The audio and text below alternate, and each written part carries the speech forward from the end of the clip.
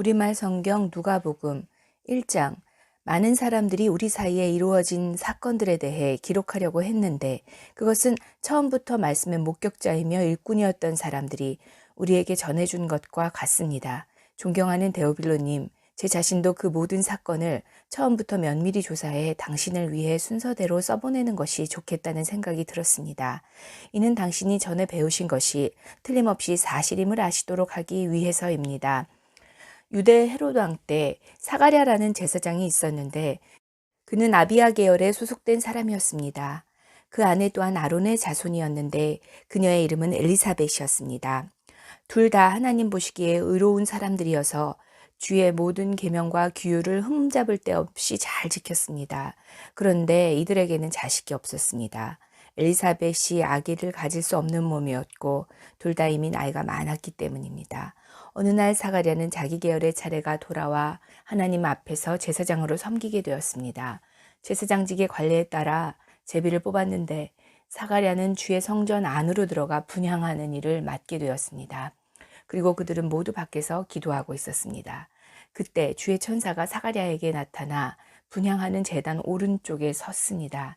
천사를 본 사가랴는 깜짝 놀라 두려움에 사로잡혔습니다. 그러자 천사가 말했습니다. 두려워하지 마라. 사가랴야, 하나님께서 내 기도를 들으셨다.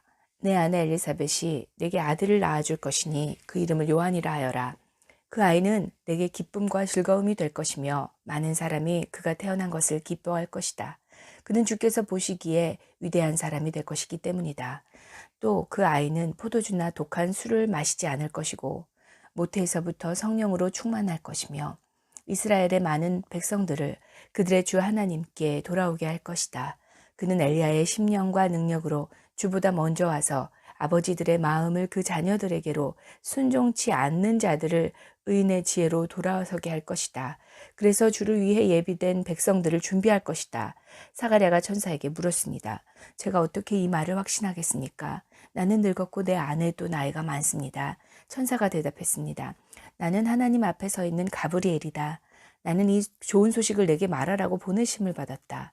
보아라, 너는 벙어리가 돼서 이 일을 일어날 그날까지 말하지 못할 것이다. 그때에 다 이루어질 내 말들을 내가 믿지 않았기 때문이다. 한편 사람들은 사가랴를 기다리고 있었는데 그가 성전 안에서 너무 오래 지체함으로 이상하게 여겼습니다. 사가랴가 밖으로 나왔을 때 말을 하지 못하자 사람들은 그가 성전 안에서 환상을 본 줄 알았습니다. 사가랴는 손짓만 했지 말을 못하는 채로 계속 있었습니다. 직무기간이 끝나자 사가랴는 집으로 돌아갔습니다. 그 후 사가랴는 아내 엘리사벳이 아기를 갖게 돼 5달 동안 숨어 지냈습니다. 엘리사벳은 이렇게 말했습니다. 주께서 이때에 이렇게 나를 돌아보셔서 사람들 사이에서 내 수치를 없애주셨습니다. 그 후 6달째에 하나님께서 천사 가브리엘을 갈릴리 나사렛 마을에 보내 한 처녀에게 가게 하셨는데 그 처녀는 다윗의 가문에 속한 요셉이라는 남자와 약혼한 마리아였습니다. 천사가 마리아에게 가서 말했습니다. 기뻐하여라, 은혜를 입은 자여, 주께서 너와 함께 하신다. 천사의 말에 마리아는 당황하며 깜짝 놀라 이게 무슨 인사인가 하고 생각했습니다. 그러자 천사가 말했습니다. 두려워하지 마라, 마리아야. 내가 하나님의 은혜를 받았다. 보아라, 내가 잉태에 아들을 낳을 것이다. 그러면 그 이름을 예수라 하여라. 그는 위대한 이가 될 것이요 지극히 높으신 분의 아들이라 불릴 것이다. 주 하나님께서 그에게 그 조상 다윗의 보좌를 주실 것이다. 그는 야곱의 집을 영원히 다스릴 것이며 그의 나라는 결코 끝나지 않을 것이다. 마리아가 천사에게 물었습니다. 처녀인 제게 어떻게 이런 일이 있겠습니까? 천사가 대답했습니다. 성령께서 내게 임하실 것이며 지극히 높으신 분의 능력이 너를 감싸 주실 것이다. 그러므로 태어날 거룩한 아기는 하나님의 아들이라고 불릴 것이다. 보아라, 내 친척 엘리사벳도 그렇게 많은 나이에 아이를 가졌다. 아이를 갖지 못하는 여자라 불렸는데 임신한 지 벌써 6달째가 되었다. 하나님께는 불가능한 일이 전혀 없다. 그러자 마리아가 대답했습니다. 보십시오. 저는 주의 여종입니다. 당신의 말씀대로 제게 이루어지기를 원합니다. 그러자 천사가 마리아에게서 떠나갔습니다. 그 무렵 마리아가 일어나 유대 산골에 있는 한 마을로 서둘러 갔습니다. 그리고 그녀는 사가랴의 집에 들어가 엘리사벳에게 인사를 드렸습니다. 엘리사벳이 마리아의 인사를 받을 때 뱃속에 아기가 뛰놀았고 엘리사벳은 성령으로 충만해져 큰 소리로 외쳤습니다. 당신은 여인들 중에 복을 받았습니다. 당신의 뱃속에 있는 아기도 복을 받았습니다. 내 주의 어머니께서 내게 오시다니 이게 어찌된 일입니까? 보십시오. 당신의 인사말이 내 귀에 들릴 때 내 뱃속에서 아기가 기뻐하며 뛰놀았습니다. 주께서 하신 말씀이 정말 이루어질 것을 믿은 여인은 복이 있을 것입니다. 그러자 마리아가 말했습니다. 내 영혼이 주를 찬양하며 내 영이 내 구주 하나님을 기뻐함은 그분이 자신의 여종의 비천을 돌보셨기 때문입니다. 이제부터 모든 세대가 나를 복있다 할 것이니 이는 전능하신 그분이 내게 위대한 일을 하셨기 때문입니다. 그분의 이름이 거룩하시며 그분의 자비는 그분을 경외하는 사람들에게 대대로 이어질 것입니다. 그분은 자신의 팔로 엄청난 일을 행하시고 마음의 생각이 교만한 사람들을 흩어버리셨습니다. 그분은 통치자들을 왕좌에서 끌어내리시고 낮은 사람들을 높여주셨으며 배고픈 사람들을 좋은 것들로 배불리시고 부유한 사람들을 빈손으로 보내셨습니다. 그분은 자비를 기억하셔서 자기 종 이스라엘을 도우셨습니다. 곧 우리 조상들에게 말씀하신 대로 그 자비는 아브라함과 그 자손에게 영원토록 있을 것입니다. 마리아는 엘리사벳과 함께 석 달 동안 지낸 후에 자기 집으로 돌아갔습니다. 해산할 때가 돼 엘리사벳은 아들을 낳았습니다. 이웃 사람들과 친척들은 주께서 그녀에게 큰 자비를 베푸셨다는 것을 듣고 함께 기뻐해 주었습니다. 8일째 되는 날 그들이 아기에게 할례를 하려고 와서 아버지의 이름을 따라 그 아이의 이름을 사가랴로 지으려 했습니다. 그때 아기 어머니가 대답했습니다. 안 됩니다. 이 아이는 요한이라고 불러야 합니다. 그러자 사람들이 엘리사벳에게 물었습니다. 당신 친척 중에는 그런 이름을 가진 사람이 하나도 없습니다. 그러고는 그 아버지에게 아기의 이름을 무엇이라 할 것인지 손으로 물었습니다. 사가랴는 서판을 달라고 하더니 아기의 이름은 요한이라고 썼습니다. 그들은 모두 놀랐습니다. 그러자 사가랴의 입이 곧 열리고 혀가 풀려 말하기 시작하면서 하나님을 찬양했습니다. 근처에 사는 사람들이 모두 두려워했고 이 모든 일은 온 유대 산골에 두루 퍼져 사람들의 이야기거리가 됐습니다. 이 말을 들은 사람마다 모두 이 일을 마음에 새기며 이 아기가 대체 어떤 사람이 될까 하고 말했습니다. 그것은 주의 손이 그 아기와 함께했기 때문입니다. 그의 아버지 사가랴가 성령으로 충만해 예언했습니다. 주 이스라엘의 하나님을 찬양하라. 주께서 자기 백성을 돌봐 구원을 베푸셨다. 그분이 우리를 위해 자기의 종 다윗의 집에 구원의 뿔을 들어 올리셨다. 이 일은 주의 거룩한 옛 예언자들의 입을 통해 말씀하신 대로 원수와 우리를 미워하는 모든 사람의 손에서 건지시는 구원이로다. 주께서 우리 조상에게 자비를 베푸셨고 자기의 거룩한 언약을 기억하셨다. 이 맹세는 우리 조상 아브라함에게 하신 것으로 우리를 원수들의 손에서 구출하사 두려움 없이 주를 섬겨 우리가 주 앞에서 평생토록 거룩하고 의롭게 살게 하셨다. 너 아기야, 너는 지극히 높으신 분의 예언자로 불릴 것이다.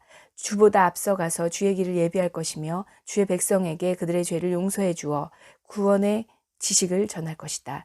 이것은 우리 하나님의 온유하신 자비로 말미암은 것으로서 태양이 높은 곳에 떠올라 어둠과 죽음의 그늘에 앉은 우리에게 빛을 비춰 우리의 발을 평화의 길로 인도할 것이다. 그 아기는 자라면서 영이 강건해졌고 이스라엘 백성들에게 공개적으로 나타나는 날까지 광야에서 살았습니다. 2장. 그 무렵 아우구스투스 황제가 칙령을 내려 전 로마 통치 지역은 호적 등록을 하게 되었습니다. 이것은 구레뇨가 시리아의 총독으로 있을 때 실시된 첫 번째 호적 등록이었습니다. 그래서 모든 사람은 호적을 등록하기 위해 각기 자기 고향으로 갔습니다. 요셉도 갈릴리 나사렛 마을을 떠나 다윗의 마을인 유대 땅 베들레헴으로 올라갔습니다. 요셉은 다윗 가문의 직계 혈통이었기 때문입니다. 그와 약속한 마리아와 함께 호적을 등록하러 그곳으로 갔습니다. 그런데 마리아는 임신 중이었습니다. 그들은 그곳에 머무르는 동안 해산할 때가 돼 마리아는 첫 아들을 낳고 아기를 천으로 싸서 구유에 눕혔습니다. 여관에는 그들이 들어갈 빈 방이 없었기 때문입니다. 한편 목자들은 바로 그 지역 들판에 살며 밤에 양떼를 지키고 있었습니다. 주의 천사가 그들에게 나타났고 주의 영광이 그들을 환하게 둘러비춰서 그들은 너무나 두려웠습니다. 천사가 말했습니다. 두려워하지 마라. 보아라, 내가 모든 백성에게 큰 기쁨이 될 좋은 소식을 너희에게 알려준다. 오늘 구주이신 주 그리스도가 다윗의 동네에서 태어나셨다. 너희가 천에 쌓여 구유에 누워있는 아기를 볼 것인데 그것이 너희에게 표적이 될 것이다. 갑자기 그 천사와 함께 하늘의 군대가 큰 무리를 이루며 나타나 하나님을 찬양하며 말했습니다. 지극히 높은 곳에서는 하나님께 영광이요 땅에서는 하나님의 은총을 입은 사람들에게 평화로다. 천사들이 떠나 하늘로 올라가자 목자들이 서로 말했습니다. 베들레헴으로 가서 주께서 우리에게 말씀하신 이 일이 정말 일어났는지 보자. 그래서 그들은 서둘러 가서 마리아와 요셉과 아기를 찾아냈습니다. 과연 아기는 구유에 누워 있었습니다. 그들은 아기를 보고 나서 그 아이에 관해 들은 말을 알려주었고 그 말을 들은 모든 사람들은 목자들이 한 말에 놀랐습니다. 그러나 마리아만은 이 모든 일을 마음에 간직하고 곰곰이 되새겼습니다. 목자들은 자기들이 보고 들은 모든 것에 대해 하나님께 영광 돌리고 찬양하며 돌아갔습니다. 그들이 듣고 본 모든 일대로 이루어진 것입니다. 8일째 되는 날 할례할 때가 되자 아기가 잉태되기 전에 천사가 일러준 대로 그 이름을 예수라 지었습니다. 모세의 율법에 따라 정결의식을 치를 때가 되자 요셉과 마리아는 아기를 데리고 예루살렘으로 갔습니다. 이것은 주의 율법에 첫 번째 태어나는 모든 남자 아기는 하나님께 거룩한 사람으로 불릴 것이다 라고 기록된 대로 아기를 주께 드리고 또 산비둘기 한 쌍이나 어린 집비둘기 2마리라고 한 주의 율법을 지켜 희생제물을 드리려는 것이었습니다. 당시 예루살렘에는 시므온이라는 사람이 있었습니다. 이 사람은 의롭고 경건한 사람으로 하나님께서 이스라엘을 위로하실 날을 손꼽아 기다리고 있었습니다. 그런데 성령께서 시므온에게 머물러 계셨습니다. 그에게는 주의 그리스도를 보기 전에는 죽지 않으리라는 성령의 계시가 있었습니다. 시므온이 성전에 이끌려 성전 뜰 안으로 들어갈 때 아기의 부모가 율법의 규정대로 행하기 위해 아기 예수를 데리고 들어왔습니다.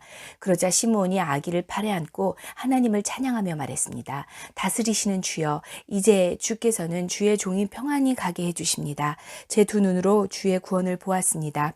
이 구원은 주께서 모든 백성 앞에 마련하신 것으로 이방 사람에게는 계시의 빛이요 주의 백성 이스라엘에게는 영광입니다. 아기의 아버지와 어머니는 아기에 대한 이 말에 무척 놀랐습니다. 그러자 시므온이 그들을 축복하고 그 어머니 마리아에게 말했습니다.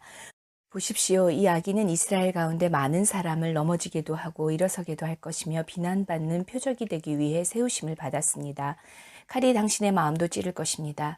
그래서 이제 많은 사람의 마음속 생각이 드러나게 될 것입니다. 또 아셀 지파의 바누엘의 딸인 안나라는 여자 예언자도 있었습니다. 안나는 나이가 많았는데 결혼해서 남편과 7년 동안 살다가 그 후 84세가 되도록 과부로 지냈습니다. 안나는 성전을 떠나지 않고 밤낮으로 금식하고 기도하면서 하나님을 섬겼습니다. 바로 그때 안나가 그들에게 다가와 하나님께 감사하고 예루살렘의 구원을 간절히 고대하는 모든 사람들에게 그 아기에 대해 이야기했습니다. 요셉과 마리아는 주의 율법에 따라 모든 일을 마치고 난 뒤 갈릴리에 있는 자기 마을 나사렛으로 돌아왔습니다. 아기는 점점 자라가며 강해지고 지혜가 충만했으며 하나님의 은혜가 그 위에 있었습니다. 해마다 6월절이 되면 예수의 부모는 예루살렘으로 갔습니다. 예수께서 12살이 되던 해에도 그들은 관례에 따라 절기를 지키러 예루살렘에 올라갔습니다. 기간이 끝나고 그 부모는 집으로 돌아가는 길이었는데 소년 예수는 예루살렘에 남아 있었습니다. 그러나 부모는 이 사실을 알지 못했습니다. 그들은 예수가 일행 속에 있으리라 생각하고 하루길을 가다가 그제야 친척들과 친구들 사이에서 예수를 찾기 시작했습니다. 그러나 찾지 못하자 그들은 예루살렘으로 되돌아가서 예수를 찾았습니다. 3일이 지나서야 그들은 성전뜰에서 예수를 찾게 되었습니다. 그는 선생들 가운데 앉아서 이야기를 듣기도 하고 묻기도 하고 있었습니다. 예수의 말을 들은 사람마다 그가 깨닫고 대답하는 것에 몹시 감탄했습니다. 그 부모는 예수를 보고 놀랐습니다. 그래서 그의 어머니가 말했습니다. 얘야, 왜 우리에게 이렇게 했느냐? 내 아버지와 내가 얼마나 걱정하며 찾았는지 모른다. 그러자 예수가 말했습니다. 왜 나를 찾으셨습니까? 내가 마땅히 내 아버지의 집에 있어야 하는 줄 모르셨습니까? 그러나 그들은 예수가 하는 말을 깨닫지 못했습니다. 그러고 나서 예수는 부모와 함께 내려가 나사렛으로 돌아가서 부모님께 순종하며 지냈습니다. 예수의 어머니는 이 모든 일을 마음에 간직했습니다. 그리고 예수는 지혜와 키가 점점 더 자라가며 하나님과 사람들로부터 사랑을 받았습니다. 3장 디베rio 황제가 다스린 지 15년째 되던 해 곧 본디오 빌라도가 유대 총독으로 헤롯이 갈릴리 분봉왕으로 헤롯의 동생 빌립은 이두레와 드라고니 지방의 분봉왕으로 루사니아가 아빌레네 지방의 분봉왕으로 안나스와 가야바가 대제사장으로 있을 때 하나님의 말씀이 광야에 있는 사가랴의 아들 요한에게 내렸습니다. 그는 요단강 전역을 두루다니며 용서를 위한 회개의 세례를 전파했습니다. 이것은 예언자 이사야의 책에 기록된 것과 같습니다. 광야에서 외치는 소리가 있다. 주의 길을 예비하라. 그분의 길을 곧게 하라. 모든 골짜기는 메워지고 모든 산과 언덕은 낮아질 것이며 굽은 길은 곧아지고 험한 길은 평탄해질 것이다. 그리고 모든 사람들이 하나님의 구원을 보게 될 것이다. 세례를 받으려고 찾아온 사람들에게 요한이 말했습니다. 독사의 자식들아, 누가 너희에게 다가올 진노를 피하라고 하더냐. 회개에 알맞은 열매를 맺으라. 속으로 아브라함이 우리 조상이다 라고 말하지 말라. 내가 너희에게 말해두는데 하나님께서는 이 돌들로도 아브라함의 자손을 만드실 수 있다. 도끼가 이미 나무 뿌리에 놓여져 있다.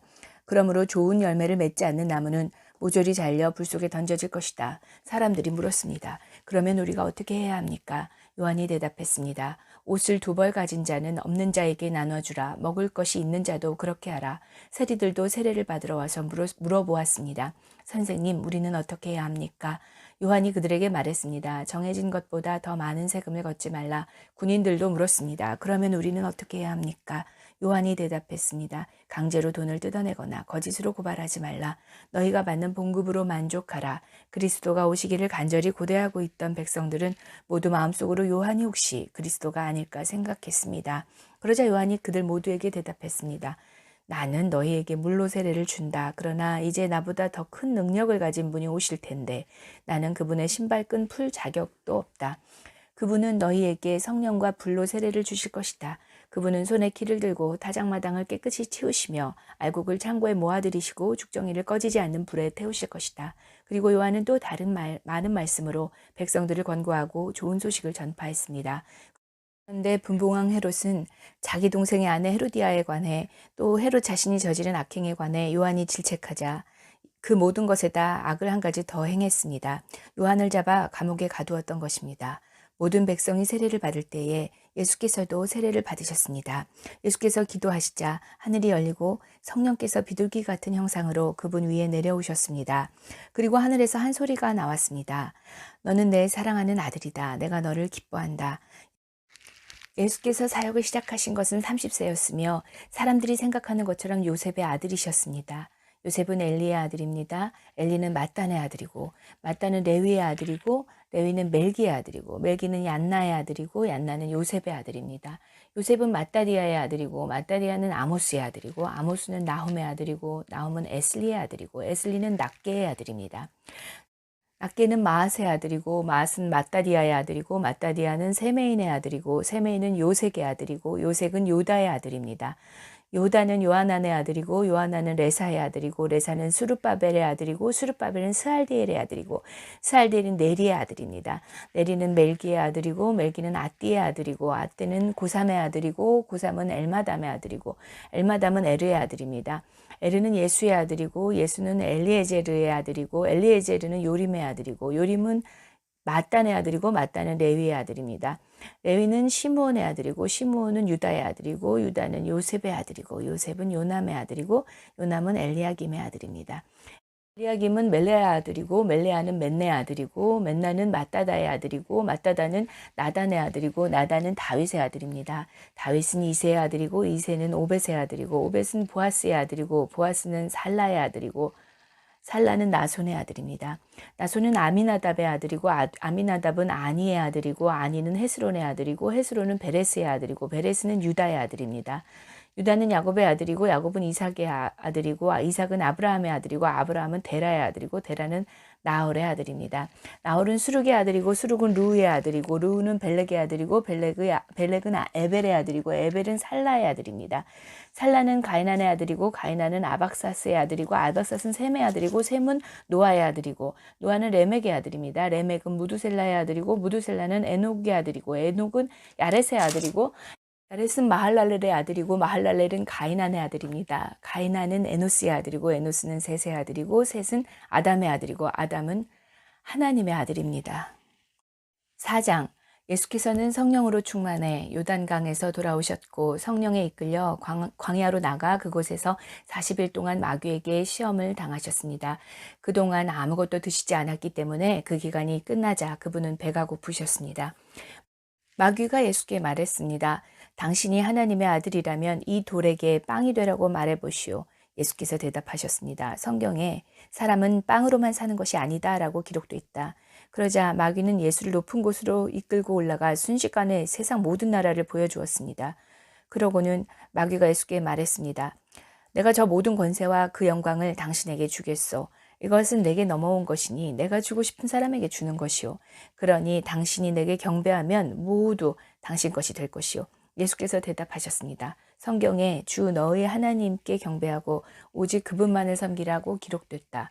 마귀는 예수를 예루살렘으로 이끌고 가더니 성전 꼭대기 세우고 말했습니다. 당신이 하나님의 아들이라면 여기서 뛰어내려 보시오. 성경에 그가 너를 위해 천사들에게 명령해 너를 지킬 것이다. 그들이 손으로 너를 붙들어 내 발이 돌에 부딪히지 않게 할 것이다. 라고 기록되어 있어. 예수께서 말씀하셨습니다. 성경에 주 너의 하나님을 시험하지 말라고 기록됐다.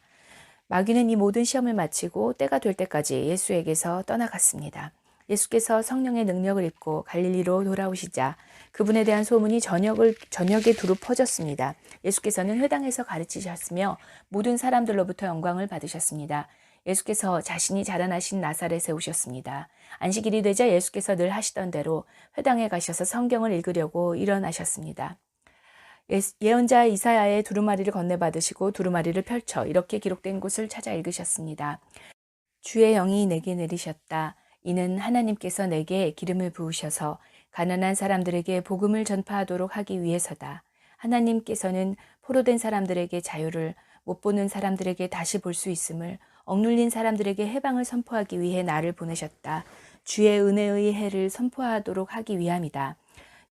예수께서는 두루마리를 말아서 시중 들던 자에게 돌려주시고 자리에 앉으셨습니다.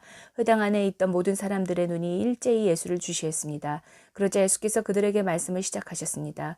오늘 이 말씀이 너희가 듣는 자리에서 이루어졌다. 그러자 모든 사람이 감탄하고 그분의 입에서 나오는 은혜로운 말씀에 놀라며 저 사람은 요셉의 아들이 아닌가 라고 물었습니다. 예수께서 그들에게 말씀하셨습니다. 틀림없이 너희는 의사야 네 병이나 고쳐라 하는 속담을 들이대며 우리가 소문에 들은 대로 당신이 가버나움에서 했다는 모든 일을 여기 당신 고향에서도 해보시오라고 할 것이다. 예수께서 이어 말씀하셨습니다. 내가 진실로 너희에게 말한다. 어떤 예언자도 자기 고향에서는 인정받지 못하는 법이다. 그러나 내가 진실로 너희에게 말한다. 많은 과부들이 엘리야 시대에 이스라엘에 있었다. 그때 3년 반 동안 하늘문이 닫혀 온 땅에 극심한 기근이 들었다. 그런데 하나님께서는 그 과부들 중 어느 누구에게도 엘리야를 보내지 않으시고 오직 시돈에 있는 사렙다 마을의 한 과부에게 보내셨다. 또 많은 나병 환자들이 엘리사 예언자 시대에 이스라엘에 있었다.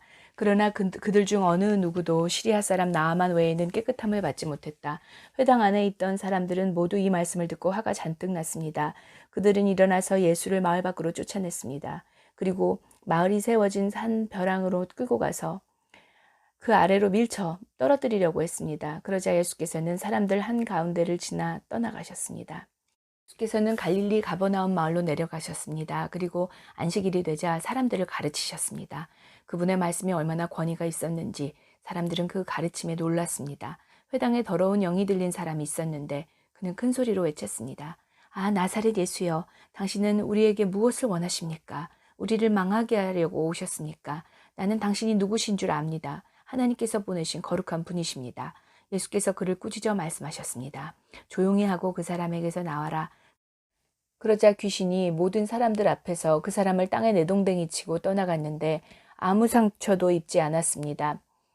모든 사람들이 놀라며 서로 말했습니다. 이게 무슨 가르침인가? 저 사람이 권위와 능력으로 더러운 영들에게 명령하니 그들이 떠나가 버렸다. 그리하여 예수에 대한 소문은 그 주변 지역까지 두루 퍼져나갔습니다. 예수께서는 회당에서 나와 시몬의 집으로 가셨습니다. 그런데 시몬의 장모가 심한 열병에 시달리고 있었기 때문에 사람들이 그녀를 위해 예수께 도움을 청했습니다. 예수께서 시몬의 장모를 굽어보시고 열병을 꾸짖으시자 열병이 사라졌습니다. 장모는 곧 일어나 사람들을 시중들기 시작했습니다. 해질녘이 되자 사람들이 온갖 환자들을 모두 예수께 데려왔습니다. 예수께서는 그들에게 일일이 손을 얹어 병을 고쳐주셨습니다. 게다가 귀신들이 많은 사람들로부터 떠나가며 당신은 하나님의 아들이십니다 라고 소리를 질렀습니다.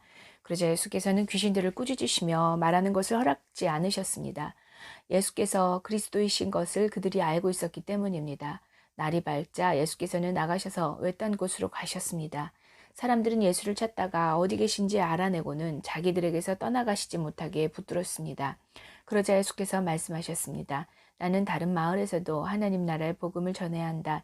내가 이 일을 위해 보내심을 받았기 때문이다. 그런 뒤 예수께서는 유대의 여러 회당에서 말씀을 전하셨습니다.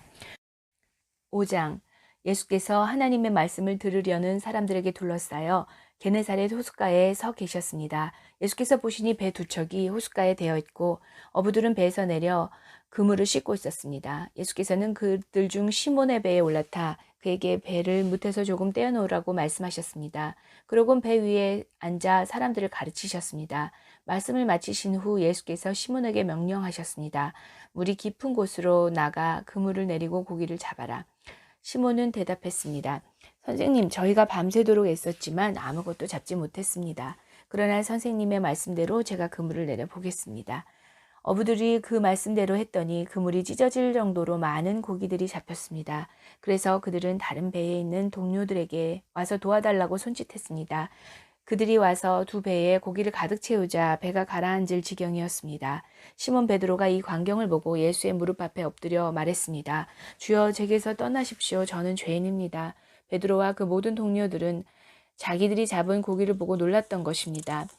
세베대의 아들이며 시몬의 동료인 야고보와 요한도 놀랐습니다. 그때 예수께서 시몬에게 말씀하셨습니다. 두려워하지 마라. 이제부터 너는 사람을 낚을 것이다. 그리하여 그들은 자신들의 배를 무태대고 모든 것을 버려둔 채 예수를 따라갔습니다. 예수께서 한 마을에 계실 때 그곳에 온몸에 나병 걸린 사람이 있었습니다. 그는 예수를 보자 얼굴을 땅에 대고 절하며 간청했습니다. 주여, 원하신다면 저를 깨끗하게 해주실 수 있습니다. 예수께서 손을 내밀어 그 사람에게 대며 말씀하셨습니다. 내가 원하노니 깨끗해져라. 그러자 곧 나병이 그에게서 떠나갔습니다. 그때 예수께서 그에게 명령하셨습니다. 누구에게도 말하지 마라. 다만 가서 제사장에게 내 몸을 보이고 몸이 깨끗해진 것에 대해 모세가 명령한 대로 예물을 드려라. 그것이 그들에게 증거가 될 것이다.